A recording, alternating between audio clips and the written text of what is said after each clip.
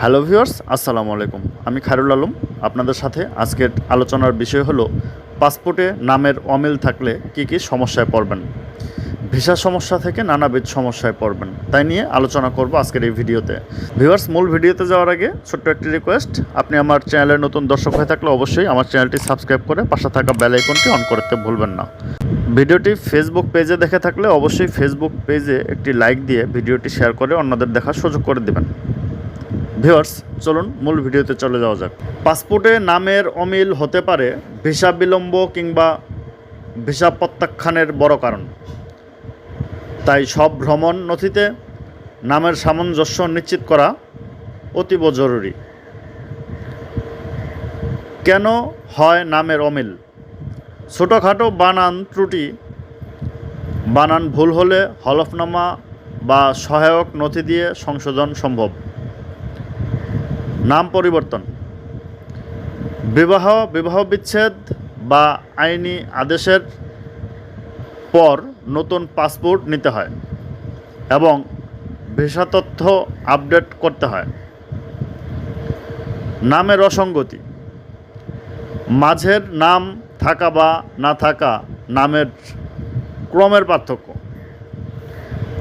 সহায়ক নথি দিয়ে পরিষ্কার করতে হয়।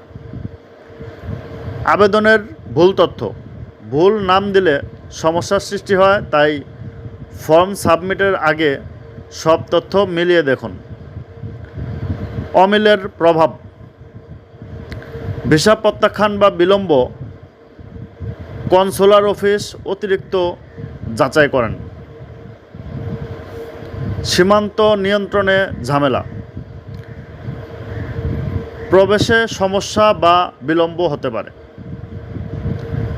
আপনি সীমানা পেরিয়ে অন্য রাষ্ট্রে ঢোকার সময় প্রবেশের সমস্যা বা বিলম্ব বা দেরি হতে পারে।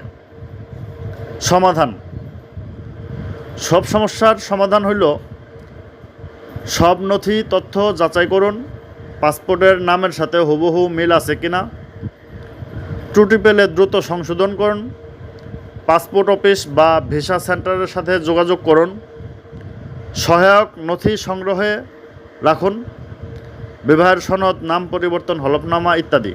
বিশেষজ্ঞের পরামর্শ নিন, ভিসা এজেন্ট বা অভিবাসন আইনজীবী সহায়তা নিন। মূল বার্তা, নামের সামঞ্জস্য নিশ্চিত করুন, ভিসা প্রক্রিয়া হবে সহজ এবং ঝামেলামুক্ত। ভিউয়ার্স, এই ছিল আজকের ইনফরমেটিভ ভিডিও। ভিডিওটি ভালো লাগলে অবশ্যই শেয়ার করে অন্যদের দেখার সুযোগ করে দেবেন। এরকম ইনফরমেটিভ ভিডিও নিয়ে কথা হবে নতুন কোনো ভিডিওতে। সে পর্যন্ত ভালো থাকুন, সুস্থ থাকুন। আসসালামু আলাইকুম ওয়া রাহমাতুল্লাহ। Bye bye.